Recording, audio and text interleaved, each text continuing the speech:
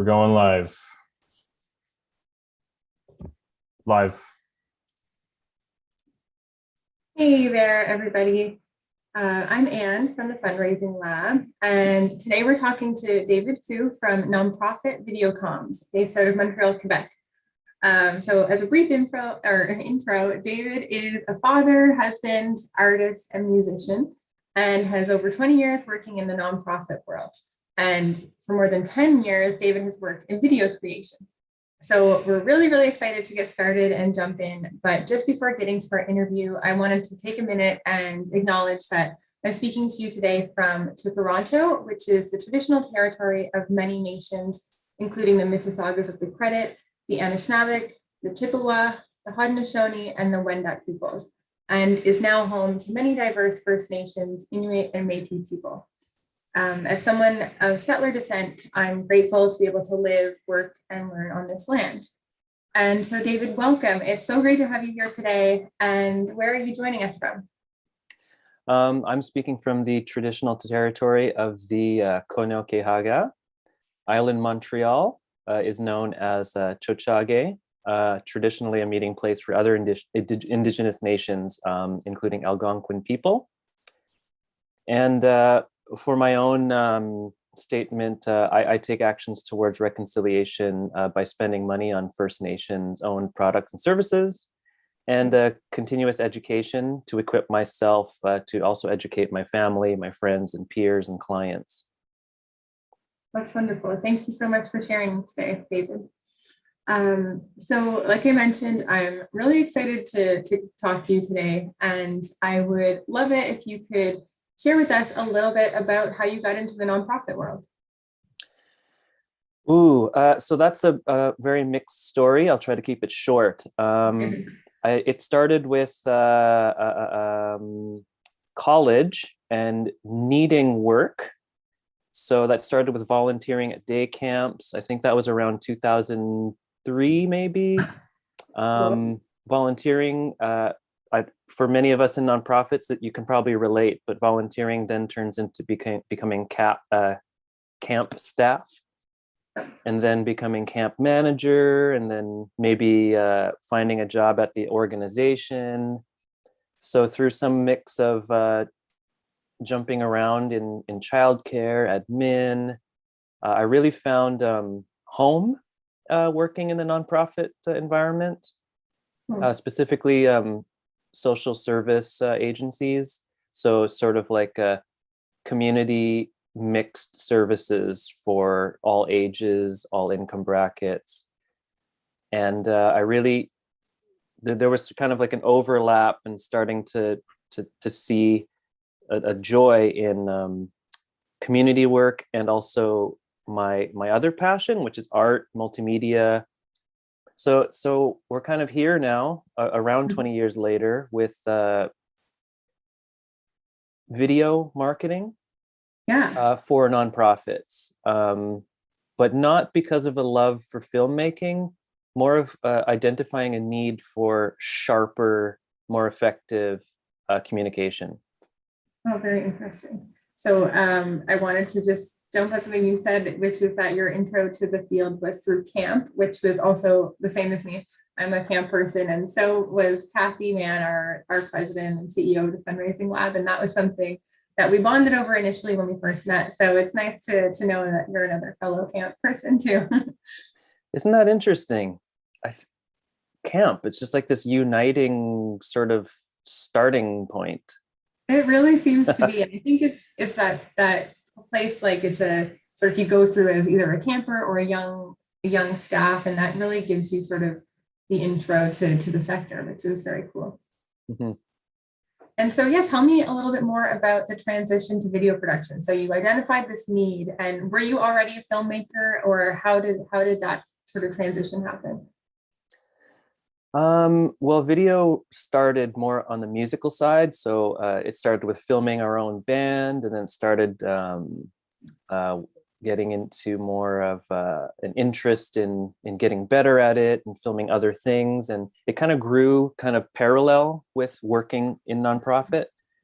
But when it really kind of finally mixed or overlapped, It started in more of a branding storytelling kind of way. I think maybe about 10-ish years, it was ago, 10-ish years ago, it was interesting to me and some friends as creatives to tell stories.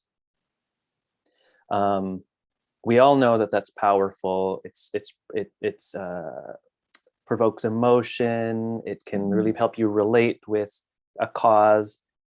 But I sort of evolved further when I was sort of not seeing an impact I was hoping for. So it was all fine and dandy to make people to hear feedback that was powerful or that was a great story. But I really wanted, there was kind of a usefulness that I wasn't seeing. Interesting. And so I kind of stepped away from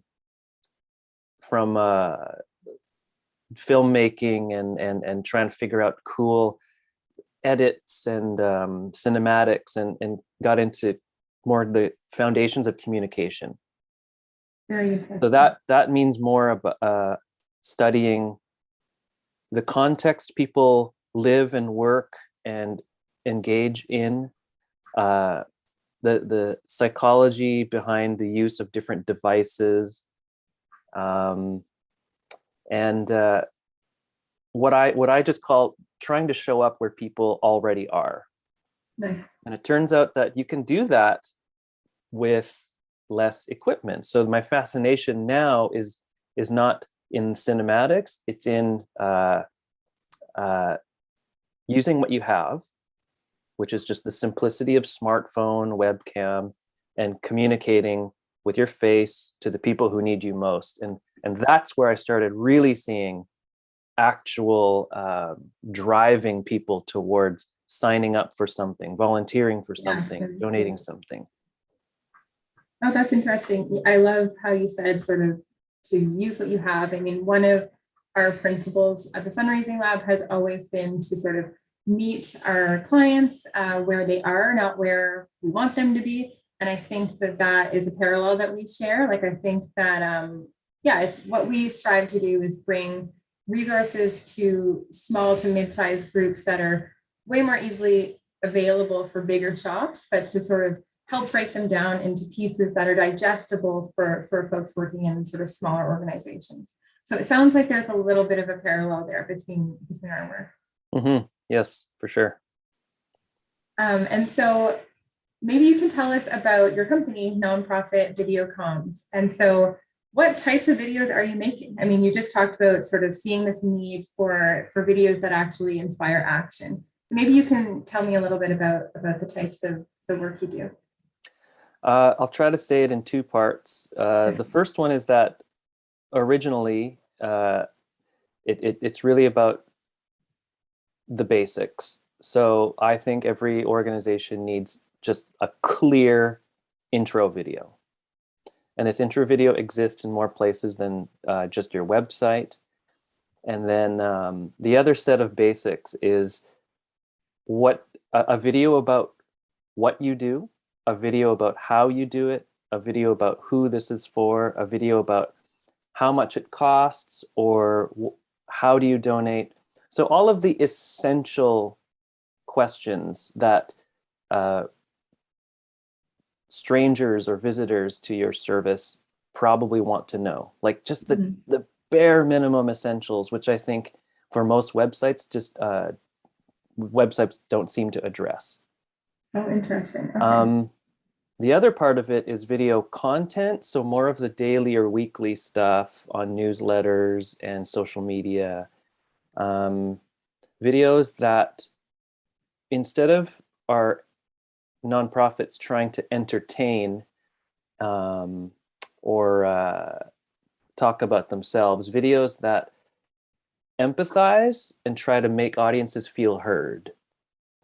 So that's daily or weekly content about, are you struggling with XYZ? Here are 3 tips. Are you looking for a place to volunteer or donate, but you don't understand your strengths? Consider these 3 tips. Instead of just we do this and we do that, and clever, cute, or entertaining things that aren't really helpful. Right. Okay. So it's kind of your essentials is one part of it, and then your daily video content, your video ecosystem that sort of leads people to your organization. Got it. And at your organization, do you spend a lot of time building or creating those foundational pieces, as well as the sort of more ongoing content, or how do you normally operate? Well, at the moment, that's a system I'm trying to build. So with it's only been a couple years of trying to preach, use what you have, Right. and to explore and sort of cement the basics. So an intro video and daily, weekly video content. Mm-hmm. And so what I'm learning is that I don't have sort of like a rinse and repeat system yet. What there seems to be a lot of is kind of one-on-one or group coaching. Yeah. This didn't happen on purpose. It's just kind of, I'm finding that the biggest barrier is less technical now and more how to even come up with the topics at all. Right. On top of general nervousness about speaking. Something about turning on the camera makes people suddenly go through like 3 gates of filtration in their mind. So the process right now seems to be, now that I've gotten rid of the technical difficulty of cinema and we're just using Zoom or smartphones, the next thing is how to just coach through the speaking part. Mm-hmm.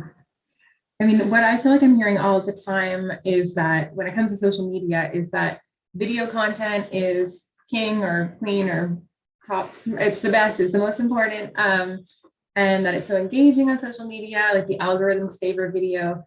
But I guess my question is, so for anyone who's trying to build up that sort of following through video, how do they get started? Like, how do you coach people to sort of get past those barriers, and how long should videos be? How frequently should they be doing them? I guess how does a small organization who's just starting out begin to start making and sharing videos on social media?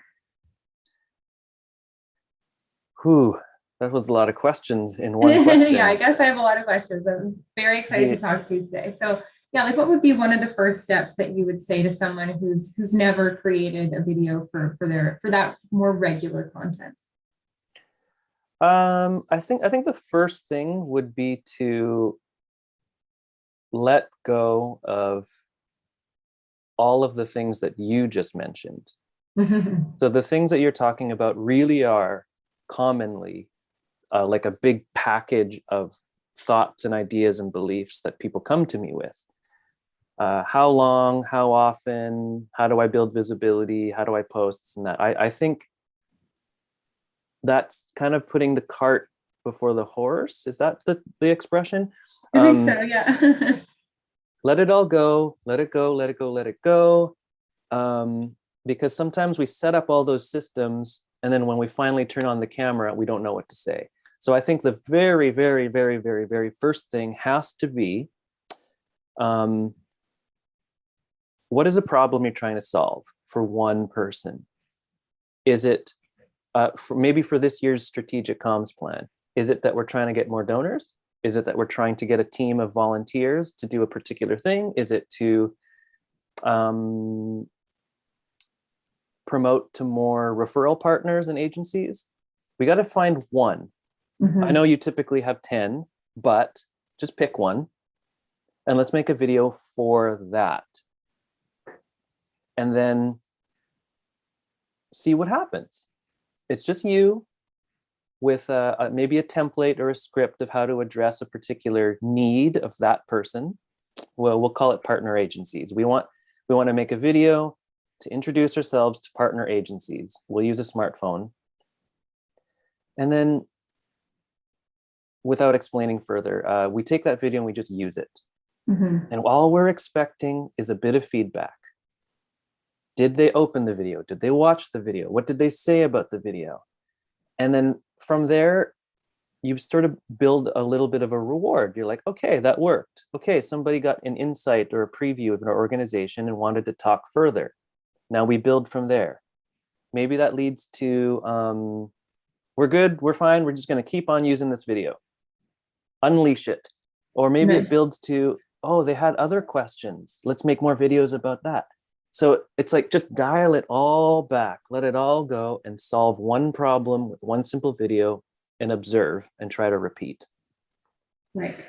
So there's also another parallel between our work, I think, which is another one of our sort of mottos is like nothing teaches you how to fundraise like fundraising, just going out and doing it. And I think that that's kind of what you're saying. Nothing will teach you how to sort of grow those video muscles better than just going ahead and creating. Yep, that's exactly the same as my approach, and probably every other kind of tool that we want to use. Very cool. And so I want to talk a little bit about something you touched upon about the different sort of purposes of videos. For example, if you're creating a video to provide information to service users or clients versus using a video for like a fundraising appeal or in your donor communications. And how would you sort of, like, can you identify key differences between those, or how would you, or would it be in the way that that video is distributed? Like, I'm wondering if there's some identifying factors that are very different between a video for clients and a video for donors, or if it's in the use of the video itself. Okay, so I have, I'm pretty certain about this model that I've come up with, which is how to determine which videos for which purposes and which audiences. And there's kind of a spectrum that I like to talk about, which is on one end, there's more cold audiences, people who don't know about you, and you kind of have to reach the general public. And then there's videos over on the other end of the spectrum, which I call function videos. Okay. These videos are supposed to perform some kind of task that increases an operation or a function at your work. They're boring, they're unsexy, they're not entertaining at all, but they're 100% useful. And so somewhere in that, inside of that spectrum, on the public end, the cold audiences, the total strangers, is kind of more entertaining, more short, and more it could be infotainment, educating people, and it requires a bigger investment of testing, nurturing, maintaining, repeating, changing titles every week. Okay. And then more towards the functional side is maybe a private sort of proposal videos. You use this specifically for a certain level of partner or for a certain level of funder, and it explains in just sort of numbers, facts and numbers, addressing what the funder might want or need and stuff. And so these are not public, these are private. Those could be as long as you want, or as short as you want. It just has to answer the question. But since the audience is already in your community, in your network, doing work with you, this video is useful. And if you have, say, sort of 10 proposals to make, you use the same video for those 10. This is the part where it performs sort of a multiplication function or a leveraging function. You're seeing people do it all the time with Loom, with, I don't know, Soapbox and things like that. Video messaging, this is part of the whole functional side. And then somewhere in the middle of the spectrum of public stuff and functional stuff, a lot of nonprofits are already succeeding well with this, which is things like webinars, which is things like video podcasting, like right now. We're using a video to do one event and speak to many. And we're using our face, we're using our body. So did that kind of answer you? I feel like I went on a rant. No, I really like the way that you categorize that. So you have on one end, it's really it's almost like a funnel in a sort of a funnel. It's kind of like you have your videos that introduce people to the cause and your mission, and then you have in the middle, there's kind of like this, it's your audience knows a little bit about you, but you can speak to many people at one time. And then on the really personal side, that's when you can get specific. And it's not that video has to always be personalized for that particular funder or person potentially. It's that you can use that video in a more personal way. Yeah, an excellent example, and this is from like the 1970s, is training videos.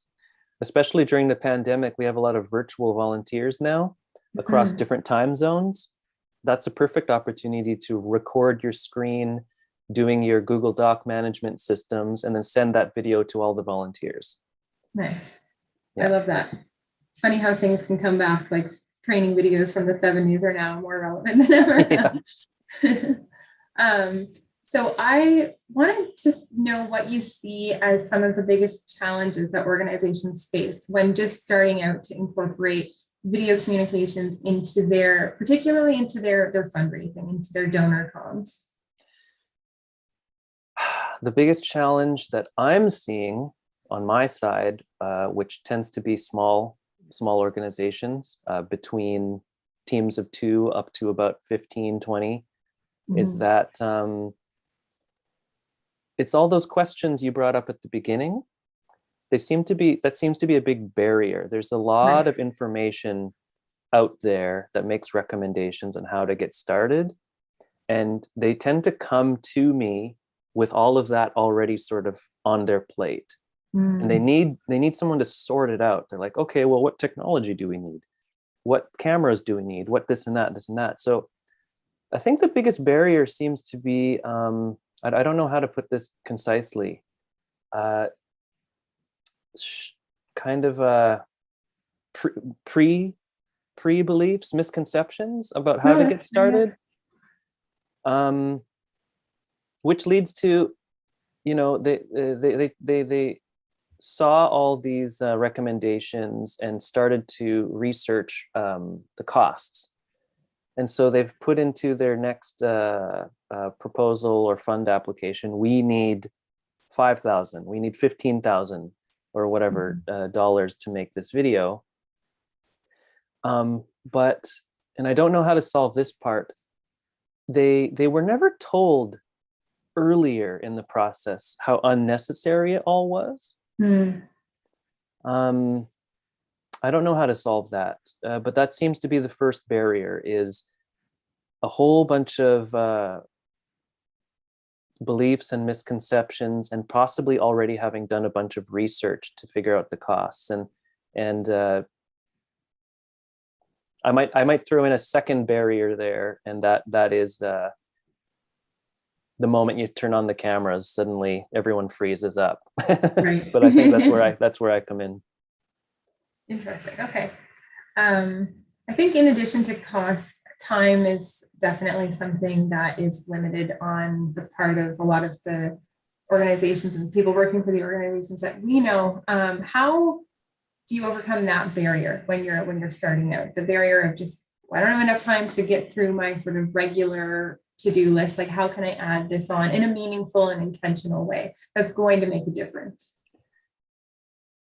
That's been the biggest eye opener for me, is once you get rid of, or now that I can confirm, and I know that technology can kind of just be like set aside, that's a big sort of a burden off of a marketing team's shoulders,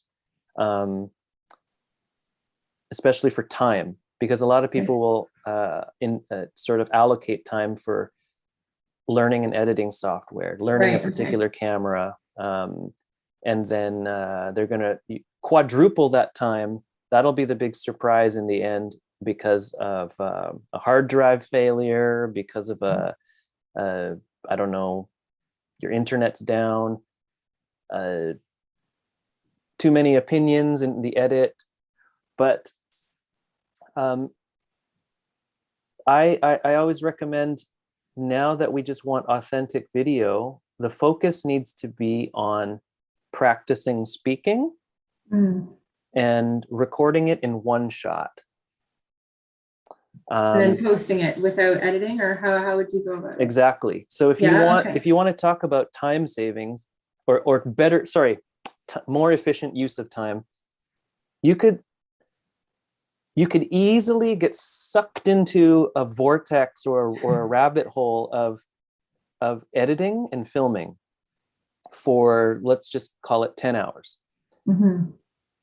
Or we could get rid of the need for editing and professional filming and spend 10 hours on practicing speaking and practicing writing. And that pays off because now you can just film, quickly look it over and post it.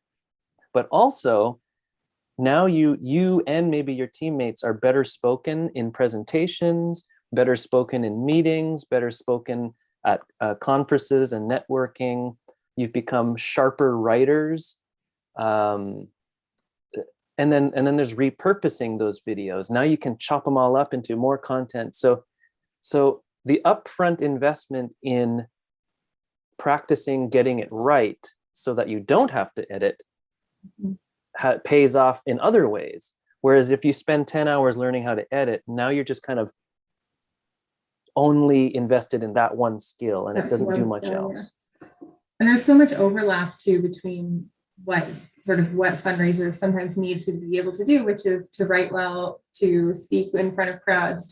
So I like that perspective. That's interesting. I'd never thought about video like that. So thank you. That's very cool.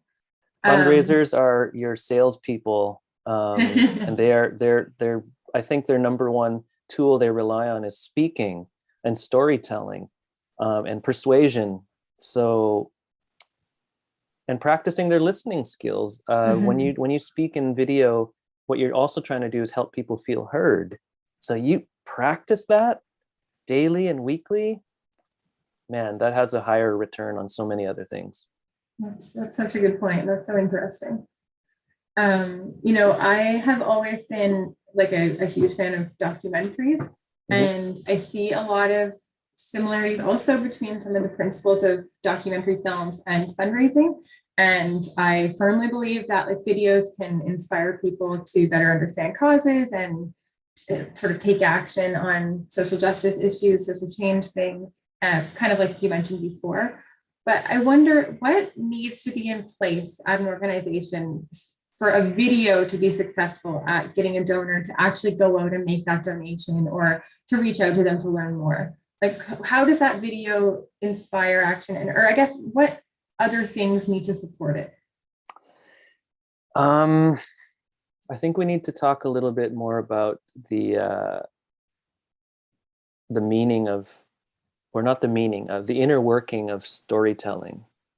So I'll get to the answer, but I'll start with, when you're watching a documentary, you're in one context. You several contexts. Maybe you heard about it in an ad or from a friend, and then you rented it, purchased it, went to Netflix, or went to the movie theater, or went to a friend's house. So you're already on some kind of journey, and the context of this documentary is mainly entertainment. You've seeked it out for some reason that you needed, and then you went to it, and then now you're taking it in as entertainment. You're a captive audience. You are here and ready to invest in the time. The reason that those principles don't apply necessarily to videos online and to prompt donor action, because the whole journey and the context is different. Yeah. So it might be the same content, stories about the good things and the bad things happening in a particular city or town, successes of volunteers, or I don't know, controversy with this or that. But online, we have that spectrum again: the public audience, the strangers, right. And then the people who do know you. And so the strangers don't tend to come to ads and commercials ready and captive and willing to spend time to take in a documentary or Mhm. stories. So you have to meet them differently with a snippet or with something really, I don't know, controversial or something really juicy. That hook that sort of gets people that in. hook. But then more, if now that's just one segment of your audience. If you start going into the warmer or the hot audience where people maybe know you or people totally know you, now that positioning is different to prompt them towards donating and volunteering. And that requires research and understanding where they are in your relationship. Mhm. So where they are is maybe they tend to come back to your website. I don't know why. Maybe they're a volunteer, or maybe they're a partner company and their staff is a partner of your organization, and they come to your website to get information about some questions they have. So now they're in a position to be slightly more captive. And you only know that through research about your audience's needs and traffic. So that's when you know that you can have a video on that particular page of a particular website that can get into it a little bit more deeply, with stories that that person needs to hear, with instructions that that person needs to hear. And then a web page sort of designed to help them move to the next thing. So the similarity of watching a documentary is simply to serve where they are at the moment in their journey. Mhm. But the difference is the journeys. Right. I like that. And I think that in terms of, like, if let's say we're in the warmer audience now and we have a video on a website or on a landing page, what sort of things do you need to have it designed so, like, at the end of the video, it's a very clear call to action, make a donation now? Or do you make that a little bit less explicit, or how would you recommend organizations do it? Or is it more of a case-by-case basis? I think it's case by case, because every organization has a different audience sort of psychographics and needs and contexts. You know, for example, an organization that serves asylum seekers has to, in their research, they might find out that they tend to be mobile users. They tend not to right away work or communicate in English. So that changes things. Mhm. Or if they're coming from a different culture, calls to action might have a different, be perceived differently. Interesting. So that's why I can't make a blanket recommendation, Yeah. but I can make a blanket sort of a starting point, which is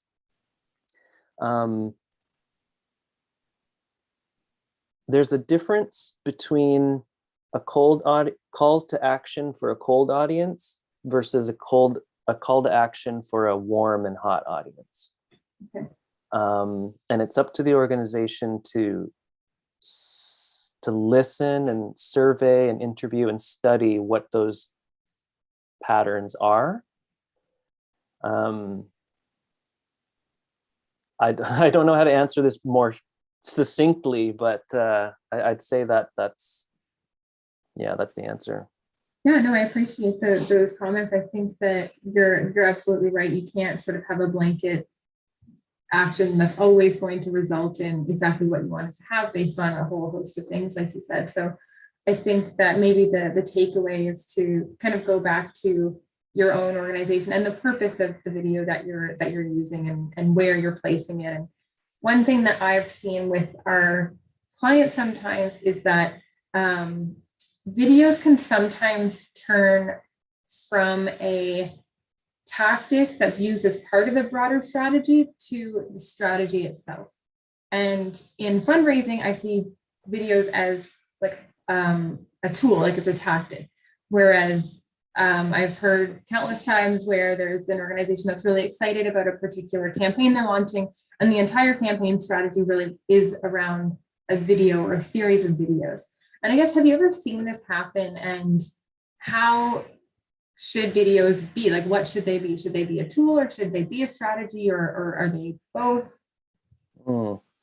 Um, when you paint that picture, are you saying that it started as a tool, then became a strategy, sort of like out of excitement, and then they started really adopting video? Or are you saying that it kind of accidentally I morphed think, into it out of overexcitement or something? Like what's the context? yeah, good question. I think it's sort of getting caught up in the, not caught up, but getting excited about everything we were talking about earlier about how, being told that video is king. It's sort of really important to be using, but not always having sort of other things in place, like the calls to action that direct you to the website, or follow up, or things like that. And I think that's kind of where I was wondering if you ever see that, or how you might recommend organizations overcome that. Whew, I've seen kind of two different way, sort of two different outcomes, which is, yeah, getting excited and starting to morph into doing more video or relying on it. And then the opposite, which is like, well, this isn't working. The energy is kind of fizzling out and we're losing faith, feeling Mhm. burned. But to address the excitement, um, I've seen it happen, and I've seen a couple of interesting situations. One of them is that because an organization has one of their strengths is to pivot and to notice patterns that are successful and repeatable, to kind of like grab onto that and go for it, because it's digital marketing and you're a small nonprofit. You should be allowed, you should allow yourself this flexibility. I like that. Yes. Mhm. um, a lot of us, I think, come from maybe a I don't want to cast judgment here, but are a little bit more stubborn about processes and Mhm. best practices. Um, so I don't think right now, especially with the wide world of the internet, that that kind of structured attitude is helpful. Mhm. And then the other interesting situation is an excitement that is kind of has bad reasoning. So it's like, okay, the videos are getting us a lot of likes. We're getting that dopamine hit of like, ooh, people like it. Oh, the process was fun to make. Oh, we've discovered a new creative outlet. I support all of that stuff, Mhm. but if you're sort of forgetting the problem you were supposed to be solving in the beginning, now you're Mhm. just spending a lot of money. And when I say money, I mean wages. You're spending a lot of wages and hours on chasing fun. Yeah. Um, and like I, I just want to say again, I'm not against fun. But No, you no, gotta you gotta I don't get that vibe that you're against fun. it's got to be functional fun. It's got it's got to do Functional some work for fun. you. I love it. That's great. Yeah, I'm with you. And I think through your answers, it's kind of answered the question I was thinking of, which is that videos really are supporting a strategy. Like, that question is the strategy. And I think that that's kind of going back, always coming back to that, and reviewing it too, because I agree. I definitely want to encourage experimentation. I mean, that's why we're the fundraising lab. Like, it's about being trying new things and not always getting so caught up in sort of, yeah, the rules, and learning the rules and breaking them, I guess. But at the same time, you can end up spending a lot of time on an editing program, or in finding like the perfect music to set to the video that you're creating. So I think coming back to the purpose of why you're doing this is important. And I think it can alleviate some of that fear of failing, and fear of trying. If you're just like, we're going to experiment with this, and we're going to allocate a couple hours a month to this, and that's it. I always, not always, I'm I always have in the back of my mind, and I try to tell this to clients, is that you always have to check back. And I think it's the same for any other communication tactic. You have to keep checking back to that goal. For me, that goal is this content helpful? And how do I know? I need proof. Even if it's one person, I need that proof, that little data point. That just so that we don't get out of hand, like keep going back to that one goal and back check it. So I'm a very data oriented person. I mean, with my work at the Fundraising Lab, that's usually how I'm helping our clients on the data management side. And I wonder what kind of data points should you be looking for? Like if you're sending your video out, what like if, I guess, yeah, maybe just a blanket, what should you be searching for and measuring? Okay. This is the part where I start to sound like I'm recommending like caveman tactics, but if you're this only applies to small nonprofits. Okay. The larger nonprofits have the freedom and flexibility of deep, rich CRM data, attribution, tracking, all of that stuff. A small nonprofit tends not to.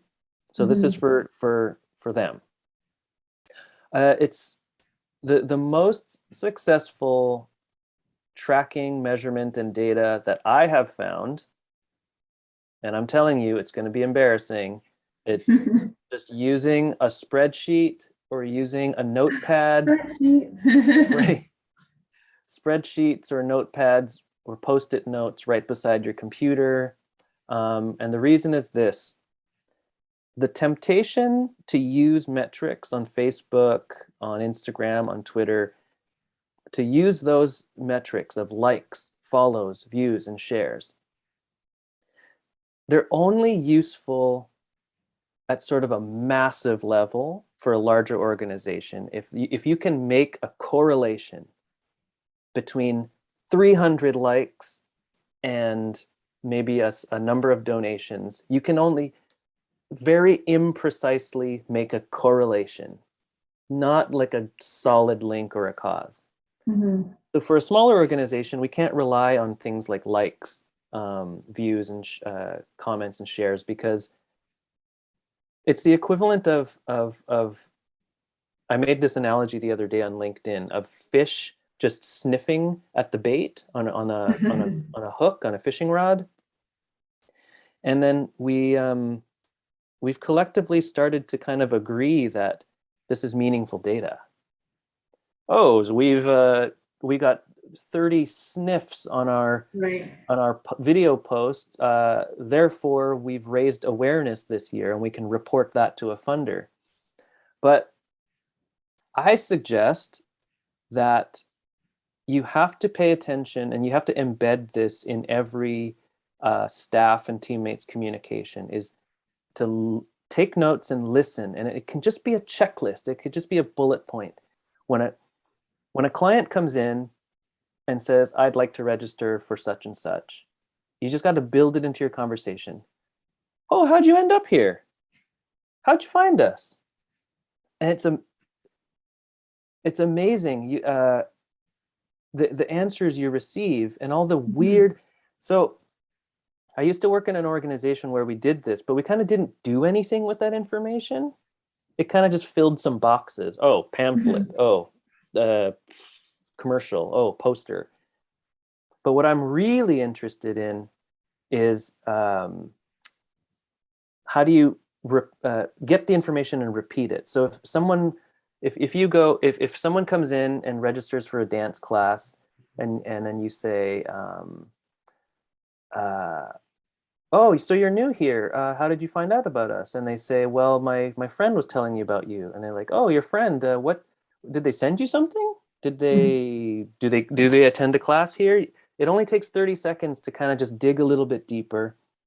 And if they say, I saw a video, here's an example, applying for a job. I saw a video where the CEO was having a conversation and I really felt like I could work there. I saw a video where of your workshop, and I saw other people like me. That's when I knew I should give this a shot. Or I was always shy about this thing, but your Zoom recording kind of showed what kind of people are there, so this helped me sign up. Or I heard the other day in a meeting, someone I was talking to said, when I see a video speaking in my language, that's when I know this is the place for me. I'm allowed to call. I am going to get the help I need. Nice. So those are the notes that Facebook metrics don't give you. And if you're a small organization, you only need 3 or 4 or 5 little data points that you wrote by hand to know which video to make next, Right. or which video to use deeper and further. And the reason this sounds cavemanish is because I think we're tempted to use the tools that are just given to us for free and mistake them as meaningful data. But we kind of have to go backwards in time and just do it ourselves, especially as small nonprofits. Do it by hand, do it on a spreadsheet, make columns. Who was the person? Next column. Which video did they talk about? Next column. What did they say about it, or how did they interact with you? What's their relationship with you? Next column, a note to yourself about that, the good thing or the bad thing about that video. And the other thing about this is you could have, I'm sorry, this answer is way too long. No, I'm loving it. It's great. You could have 3, 4, or 5, or 10 data points that show a complete journey from seeing a video to registering to your program or donating, and demonstrate the return on that video, the time spent making the video to what you got in return at the end for future funding applications.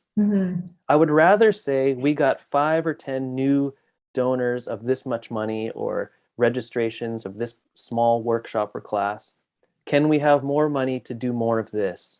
Right. Or can we have the same amount of money to do it again? Instead of saying, we raised views and likes by 15% and raised more awareness. And then you get that funder kind of going, yeah, okay, I've heard that's a thing, but I don't really fully understand it. But now you're kind of gambling of whether you're going to get that money next year. Right. Okay, that's my answer. No, I think, and it goes back to the sort of strategy behind the video. Like, instead of looking at engagement, or I love how your analogy of sort of the fish sniffing the bait, because I think that if you have, let's say you have your foundational video, maybe it's the intro to the organization, and you've posted that once or twice on a couple of different social media platforms over the course of a couple months, and you can total all those engagement stats, but in reality, that's not really giving you anything super meaningful other than the fact that you posted a video a couple of times on a social media platform, and that was the response of the audience at that given time. It's not really going back to the answer to the question, which is like, we wanted this video to answer a question about our program, or we wanted the video to answer a question or answer sort of a question for a donor, or inspire them to act. So I like that. I mean, I don't know if it's necessarily cavemanish, but it's definitely going a little bit back to basics and kind of filtering out a bit of the noise that's generated from every social media platform and their different measurements of the way that they operate. Because ultimately those measurements are for those platforms. They're not for your organization. Yeah. Do you mind if I offer 2 examples of this? No, I'd love examples. That would be great. Well, more like a quick little, examples. Okay, so the first one is, I went to a talk by the brand, the then branding person at, the store Ardennes? Yeah. In the mall. Sort of accessories and things yeah, like that. And they were talking about their latest campaign to kind of refresh their brand and appeal to diverse youth. And they told me, I don't remember the amount of money, but it was in the millions on social media. And she was talking about how hard it was to make that case to such a sort of a sales-driven department. So that sort of the sales department, which in our case is fundraising, or funders. And then when they finally got the data, what they called a successful branding campaign on social media, she said her job is to make those cases that this much social media activity equaled this much sales. And she says it's nearly impossible to make. So she has to try to, she only feels it in her gut that there's a correlation. But the difficulty, and tech companies are always trying to solve this. How do you make that link? And the larger organizations can do it through attribution and tracking, but the small organizations don't. So this is why I say small organizations should not rely on all these metrics. And the second example is, sorry, I forgot. So No, we can move on. Well, you know what it made me think about too is that if they're like our den is spending however many millions on their social media, that's also what small charities are competing against for their sort of cold audience's attention too. So I think that's worth mentioning in this whole scheme of things. Yeah. Sorry, I remember the example now. Yeah. I don't know which giant corporate store this is, but it was just some little business advice that they don't, the number one thing they rely on is talking to customers. So that is actually like the managers and the owners walking around the store and just asking them, do you like this? How are you using that? What can we do better? How did you hear about us? And just being in it. And so that's kind of like the getting back to basics part I'm talking about, is keep a notepad and train your team or yourself or your staff to have those conversations, and which should inform the videos that you make.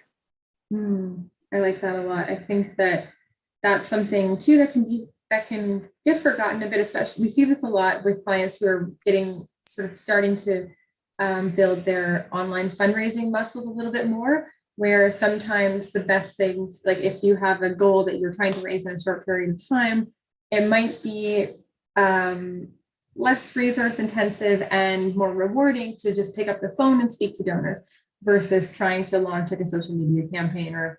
But I don't think they have to operate in isolation either. I think that that's why I kind of wanted to loop back to the personal use of video. Like if you wanted to send your donors a personal thank you message or just a personal appeal, like over the phone, whether it's a voice note or a video or whatever sort of form, an email with the video embedded in it, I think are all options for sort of having that personal touch as well.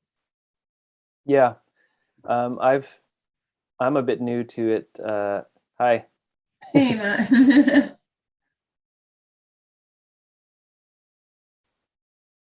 Sorry, I just wanted to jump in. We got a couple questions on YouTube, and I wanted to be conscious of the time, just because we said this would be kind of over by one. So the first, so we have one from Jackie. Can you give us links to good and not good examples? So maybe that's something we could take to the Spark chat room. David, if you're willing to share a bit more. Do you mean like the Zoom chat window here? No, our Spark community has a chat room. Okay, so I would give you a resource later.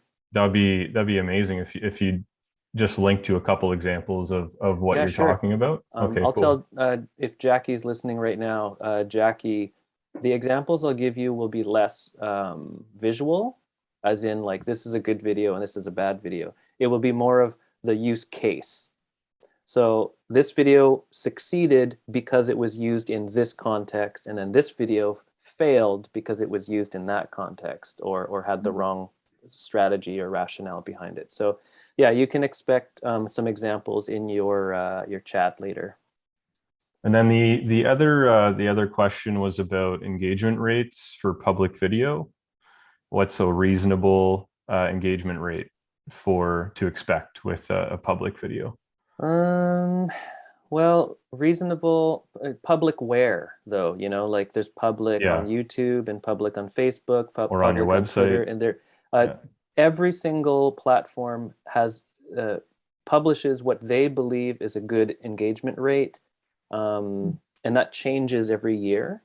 So I suggest you Google or go to the resource center of your platform, find out what they have published as a good engagement rate, do those calculations. It tends to be audience size divided by pieces of content divided by how many views you got. But secondly, don't get too bogged down by that, because as a small organization, I'm more interested in the action they took than simply that they liked, viewed, or shared. Because one of the engagement measurements is actually that they saw your video and scrolled past it at all. To me, that's useless. But yeah, go to your platform's resource center and it will tell you. Yeah, a lot of those stats just, you know what, it's just the social media platforms trying to sell you advertisement. They want you to get advertisement. So well, man, yeah, something to be conscious of. You should all be aware that the free tools that are available to us are meant to sort of whet our appetite and go like, ooh, I got more engagement. Ooh, I got more views. But the more they encourage you to feel good, to make content is to feed their publishing system to increase the price of exposure to ads. So it's not really for you. It's a little bit for you. So yeah. Yep. There's a reason that they call us users and not community members. We'll just say that. Yeah. Well, thank you so much, David, for joining us. That was really great to listen to. I was kind of in the background here listening. Well, thank you for the really, I think that was a really rich conversation, and I thank you for your questions. And it's obvious that your work is sort of experimental. Sorry, I don't mean experimental. I mean like your one of your values is that people really have to do the work. You can't fundraise until you fundraise, I think is something that you said. And I think that led to a lot of really good questions that kind of got out of hand. My answers were too long, but it was a sign that it was really fun. It was a sign that it was really fun. So yeah, I had a great time talking to you. I feel like I still have more questions, so maybe I'll have to connect offline. We can do this again in any other format you want. Or if you have any follow-ups, just let me know, and I'm happy to send more resources in your community. Where can people connect with you, David? The main place is my LinkedIn. So just find me under David Fu. That is spelled Phu. And you can check out my website is nonprofitvideocomms.ca to learn more about our services and free stuff for small nonprofits. Amazing. Thanks so much. Thank you.